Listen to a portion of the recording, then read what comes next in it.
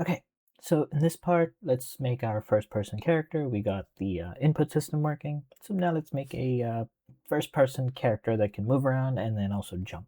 To start, let's just set up the stage. I'm going to make a plane that's going to act as a floor. Set to 0, 0, 0. And then let's just make it pretty big. And then also to, so we can see where we're going, because right now there's no textures. I'm just going to make a couple of like obstacles. So our character has some like reference points as we're moving around, right? Okay, so I just made some cubes, rotated them around. So now as we walk around, we have some reference, of objects in relation to other, till we put like a texture on the floor. Next is the character themselves. The character is just going to be an empty game object. I'll call it player. And the character is going to have, I'm just going to move him. The character is going to use something called a character controller to move. This is like an inbuilt controller in Unity or an inbuilt component. And what it does is it gives us the functionality to move a player. There's a function called character controller.move that we're going to use. And it deals with some simple things like what happens when we go up slopes, what happens when we hit walls, if there's tiny little bumps on the floor, how high can our character jump on or walk, over certain things. And it just gives us some basic controls of a character. There's generally two types of controllers you can make, like first-person controllers. You have one with this character controller, and what the character controller does is it affects the transform directly. And we can have a physics-based controller. Do you remember we used a rigid body for like the rollerball game? Well, you can use a rigid body and add forces and push around your character to get a more physics-feeling game. They both have kind of their ups and downs. With a character controller, we can get up and running real quick, but it's a little harder to get like those, those natural feeling forces when we're pushing the player around and stuff. But with a physics controller, it starts off much more janky, and it's a little hard to get it to, it takes time to like tighten it and make it feel natural and not very, janky as we're like bouncing around things, sticking to walls and stuff. So there's a lot more consideration to take place. I think, a physics controller probably feels better all said and done for like most first person games, but a character controller is just easier to get up and running. So we are going to use that. So the character controller comes in with a collider, and that's perfect. I'm just going to make sure I move this collider. So our character, it's touching the ground. We can see that the collider height is 2. That means I just have to move it 1 on the Y, since that's half the height. The next thing I want to do is attach a camera to this. So I have my main camera. I could just drag it in here and, attach it that way. But instead, what I'm going to do is make a new child, and I'll call it camera pivot. And we'll attach the camera to that. Make sure we zero out the camera. And I'm just going to set the pivot to something like 0.6. So we have something like that, where the camera is kind of where the head of the player would be, just looking up. And that's really all a first-person character is, right? It's just a camera and a collider. Sometimes, depending on the game, maybe you can see your arms, you can see a gun. Most modern games, they actually do put a character mesh in here. But the simplest first-person game we can make is just a collider with a camera on it. The reason I separated out the camera, the main camera, in a camera pivot, it's not going to be, of any use for us here, but it's good practice just because later on, if I wanted to add some effects like camera bobbing, like a head bob as my player moves, or any kind of movement to the camera, maybe like a screen shake or something, I could just add it to the camera pivot, and the camera itself can just be there for looking at things. The camera will be mostly focused on the rotation part, and this camera pivot, we can move that around. So it just kind of separates the concerns, makes it a little easier, mentally to program these things if some things break. We know that it's not going to affect other things because we've separated out those concerns. So this is kind of a convention when you make first-person games is just to have a camera pivot there for added like features when we want to add things like those. Okay, go into scripts, FPS, and let's make that new first-person shooter script. I'm going to make a new mono behavior, call it FPS Controller, and let's open it up.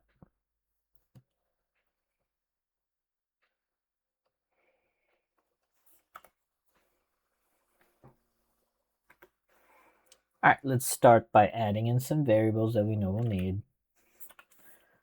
I will need a reference to our input manager, right? Because that has all the inputs. I'll just call it input. I need a reference to our camera pivot. It could be a game object, but really I'm using the camera pivot just to like rotate the camera when we use the mouse. So I just need it to transform. There's really no other reason I need it. So I'm just going to make it a transform. And I will call it camera pivot. Next, some just general variables I'll need. I'll need a float for my walk speed.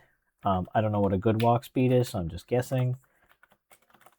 I will need another float for my sprint speed. Again, just guessing. We can always tweak these, which is why we make them a serialized field. Oops. Another serialized field. Jump height. Again, I'm guessing I'll just make it 2 for now.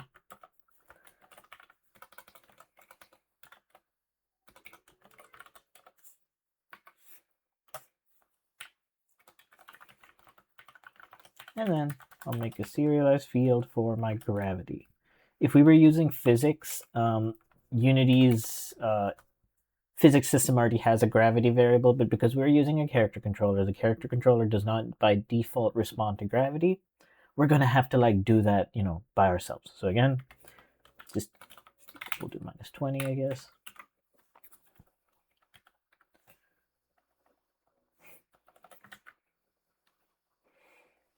And then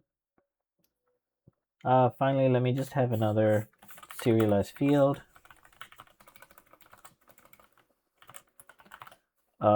And I'll call it sensitivity. So this will just be our mouse movement sensitivity. And we'll set that to something really low, and then we can turn it up if it is too low. Sensitivity. Okay. So when we start,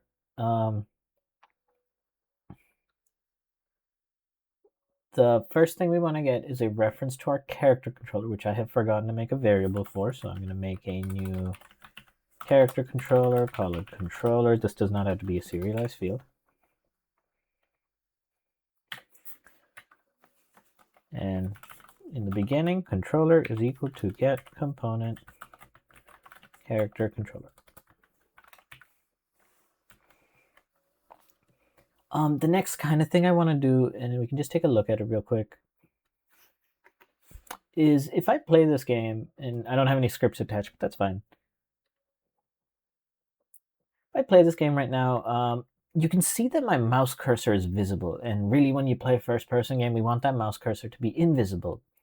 Because, we're not really going to be moving our mouse around. And so that's the next thing I just want to set. I want to just, when we start this first-person game, I want to turn my mouse cursor off. And there is a class called cursor, which represents the mouse cursor. And it has a variable called lock state. And all we need to do is set that to be locked. Cursor lock state is of type cursor lock mode. And cursor lock mode has a few options: confine, locked, or none. Currently, it's set to none. That's what it default says. We want it to be locked. We don't want to be able to move our cursor. And if we see that,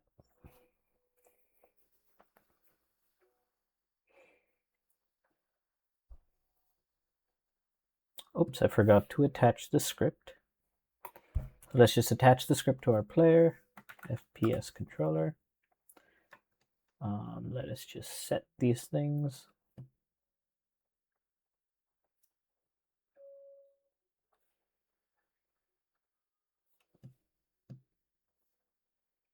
Okay, there you go. Now let's try it out.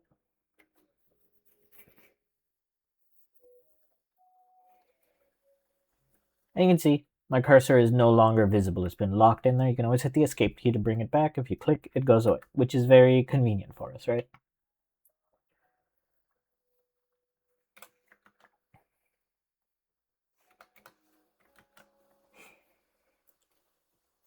Next, let's think about what we need to do on every single frame. So every frame of my game, based on where the mouse is looking, I want to be able to handle, or the mouse is moving, I want to be able to handle my look, right? Handle which direction I'm looking.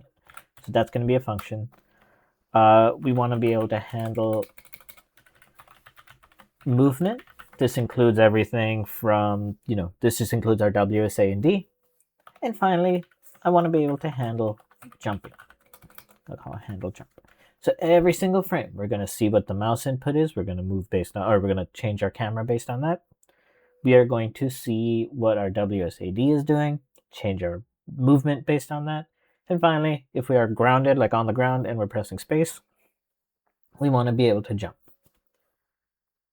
So we'll start with look, since it's the top one there. I'll make a new function, void handle look.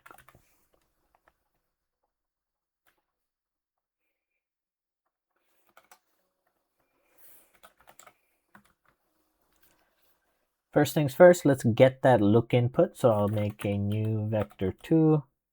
I'll call it look. It's just the same name as the input. And we want to get our input.look.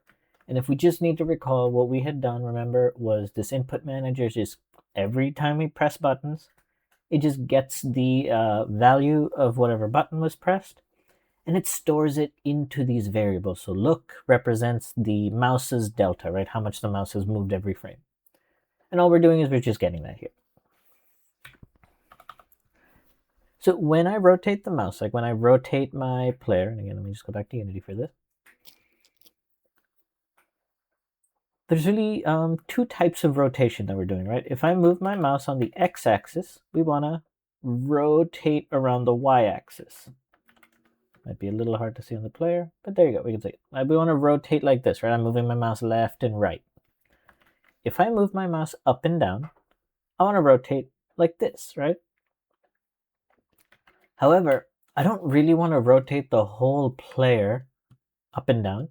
I just want to rotate this camera pivot, because really when we look up and down, it's like our neck's moving up and down, right? Our whole body doesn't tilt. But when we rotate left and right, it's like our entire body is spinning in the first person game.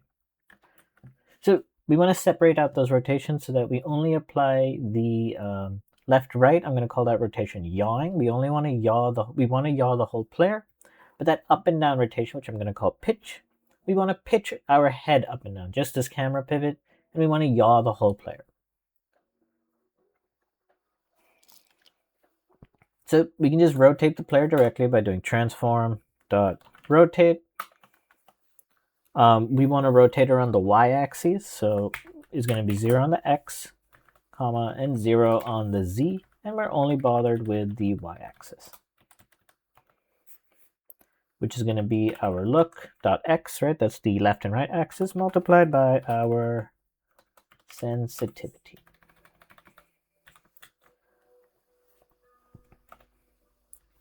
Next, we want to deal with the pitch. And to do the pitch, so what's happening with this rotate when we're using it, if we're just like think about it real quick, is our character has some rotation, right? 0, 0, 0. We move our mouse, and in the next frame it has a rotation 0, 1, 0. And the input is another 1, so it's going to become 0, 2, 0. And then the input's a -1, so it'll go back to 0, 1, 0. But what is happening is we're storing our new yaw into our transform. And then the next frame, whatever the mouse delta is, we're just changing the yaw. So the main point here is that, we need a place to store this yaw, which is happening inside the transform.rotate. So in the same case, I need a place to store the pitch. I'm going to do that in a variable. I will make a private float pitch. In fact, I should really make this private as well. That's just out of habit. But if you don't put private, things default to private, so it's also fine. And I'm going to set our pitch to equal. We're going to keep accumulating, so we're going to keep adding from it, plus, or it'll be minus equals to this case, just because if you add, your controls will be inverted where down is up and up is down.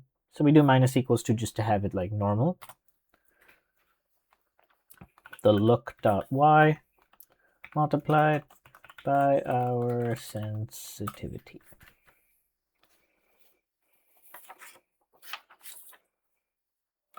And then we just want to apply the camera pivot dot local rotation is equal to this new pitch rotation. So we would say quaternion dot Euler. And when you say quaternion dot Euler, that's how we Unity knows that we want to give it a rotation in that XYZ format. Otherwise, it's going to expect it in a different format. So we just need to use this function to give it in that XYZ format, which is what we use, is what we see in the inspector. In this case, I want 0 on the Y and then 0 on the Z, and we want to rotate it around the X-axis. So I will put pitch in here.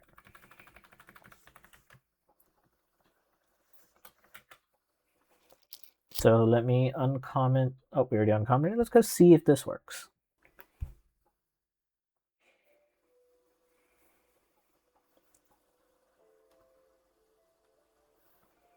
There you go. We can move the mouse around and we can look up and down, right? But one issue, just a small issue, is if I keep looking up, I'm eventually going to be looking, down and back, like upside down.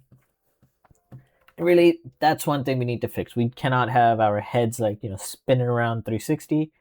We want to clamp it. We want to like have us look up a certain amount, look down a certain amount, right? And so that's as easy as after we calculate our pitch, we can say pitch is equal to mathf dot clamp. Mathf, again, we've used this in our 2D project. It's just going to clamp this value between a minimum and a maximum. The first parameter is the variable we want to clamp, which is pitch. And then the minimum, I'll say something like minus 80. And then the maximum will be 80. And that should have solved that right now. Now we can look up and down a certain amount. All right, instead of just trying that, let us go on to the next bit, which is going to be our movement, right?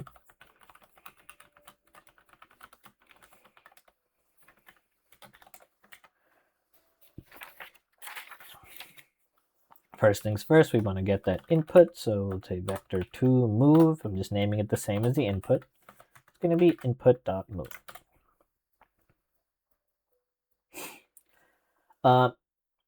Next, in my case, I'm going to have a sprinting thing, right? So I could say bool sprint is equal to input dot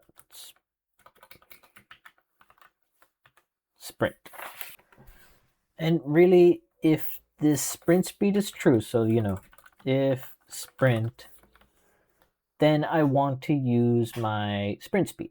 But if we're not sprinting, I want to use my walk speed. And so I'm just going to combine all this into one single line so I don't have to write all that. And I can just make a new float and call it speed.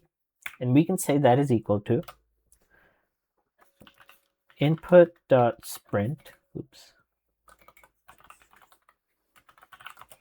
question mark, sprint speed, colon, walk speed. And this line might look confusing if you haven't used this before, but what this is saying is we're making a new variable called float speed. Input sprint is a Boolean, remember, so it's going to be true or false. So this input sprint question mark just says, if input sprint is true, then give me sprint speed. Else, that's what this colon is, give me walk speed. This is called the ternary operator. Ternary operator, I'm not too sure how to say it, but it's just a very shorthand of writing an if-else statement when we're assigning a variable. Basically, what is the if statement? Question mark. True, colon, false. Next, we need to know what direction we're moving. So one important thing when it comes to first-person games is we need to move in the direction we're looking, right? So, for example, with this character right now, if I was to hold W, this Z, like this blue axis here, that's forward, right? So when I hold W, I expect my character to move this way. When I hold S, I expect them to move the exact opposite of that.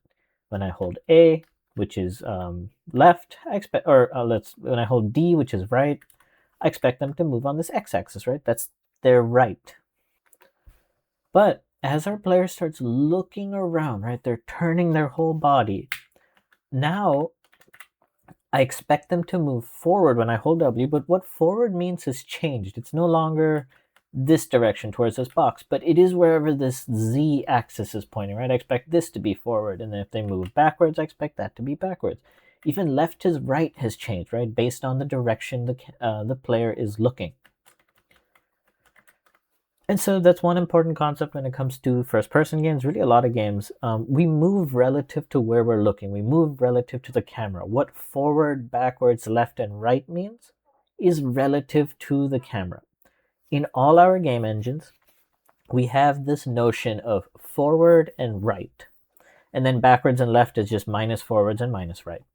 But in Unity, in the whole world, if we're not just thinking about this character, in the whole Unity like scene, if I was to say forward, that means the z-axis. That's just what it means by default. So you can say something, in code we can ask for vector3.forward, and that is just 1 on the z-axis.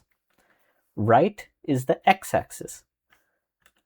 That's for the whole world. And then every object has its own local forward, which is when the object is at 0, 0, 0 rotation, its forward will be pointing the same as a world forward. But as the objects rotate, what forward means for them locally will change, which is what it means for our player too, which is why we see forward is forward now when our rotation is 0, 0, 0. But as I start rotating it, that forward has now changed. So we need to use our camera to calculate what forward means for us when I hold W. So I'm going to make a vector 3, call it move direction, move dir. And we can get our forward using transform with a small case t, that's our local transform, dot right,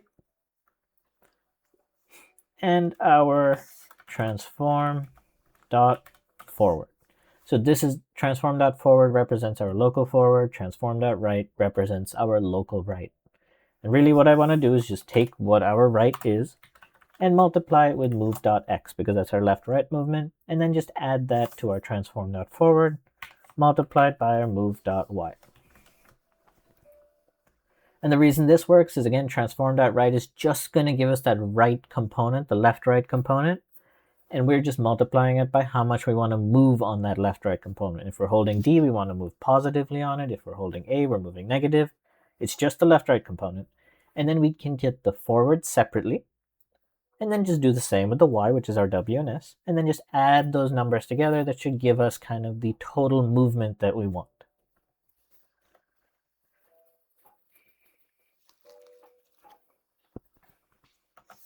Next, I'm going to have another vector 3. I'll call this velocity.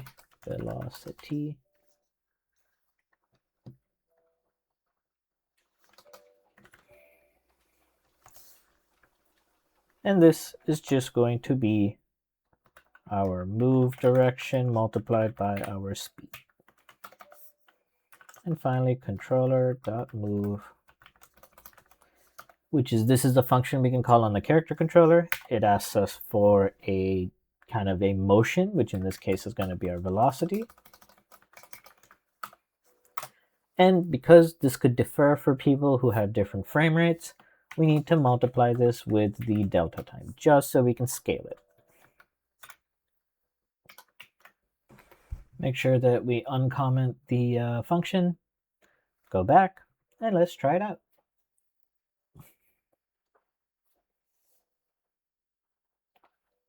So now I can move forwards, backwards, left, and right. If I rotate my mouse, so now I'm looking in a different direction, I'm holding W, we can see that what forward, backwards, left, right means changes. In fact, if I just hold W and start moving the mouse, I am moving forwards in a different direction, right? And again, we've all probably played like games that do this subconsciously. This is just how it works when we program it in a game. Awesome. So that's two real big things done, right? We got movement and looking. Last thing we need to do is just handle jump. So I'm going to make a new void, handle jump.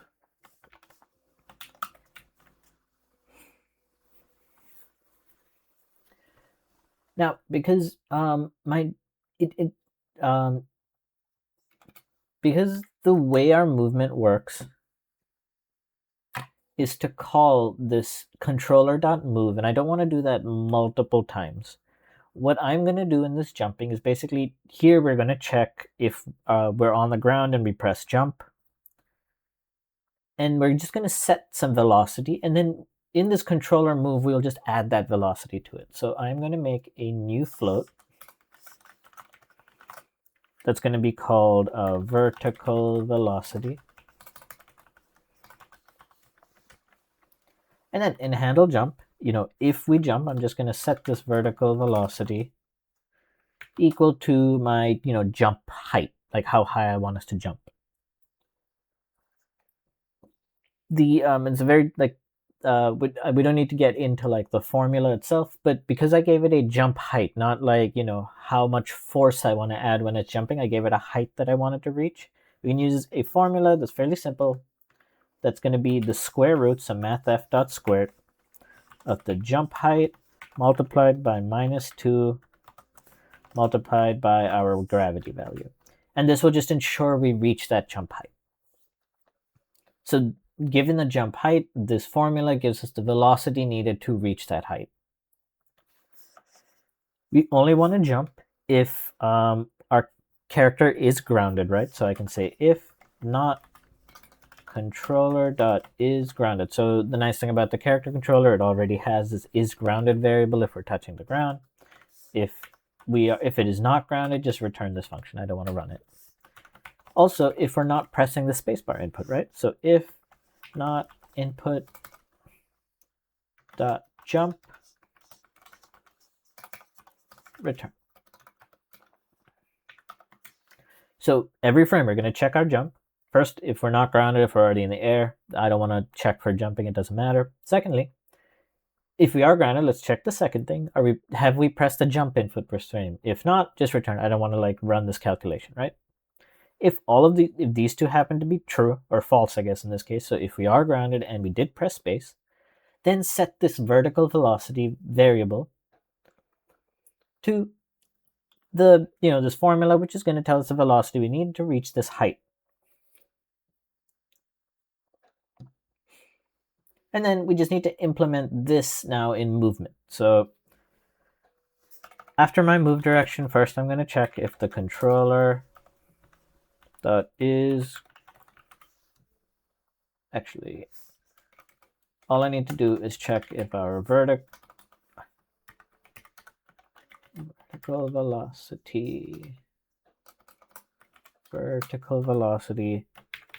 So we want to take that vertical velocity. We need to add gravity every frame, right? So I'm going to add gravity multiplied by time dot delta time. So all we're doing is that vertical velocity every frame, we're just reducing it by a little bit so that we're, it's going back towards 0. And finally, when we calculate our velocity, we want to take our move speed and then add it to our vertical velocity. Our vertical velocity is going to happen in the up and down direction, right? So we want it to be our vector 3 dot up multiplied by vertical velocity. And the reason here, so when we were calculating our move direction, we're using transform dot right, transform dot forward. That is our local transform. That is our local directions. That is what is currently forward for the player, changes based on where we're looking, right? But up never changes. We're always going to jump up in the world up, right? Up, unless you're making a game where you have like zero gravity and gravity fields, up never changes. Up is kind of always up. And so we can use the world up, which we can get by calling vector 3 dot up. And this is just, again, 1 on the y-axis. So all we're doing is we're just getting that up direction, multiplying it by this new velocity. This velocity gets set when we press the jump button. And then every frame, we just kind of minus it by the gravity. Let's go check if this worked.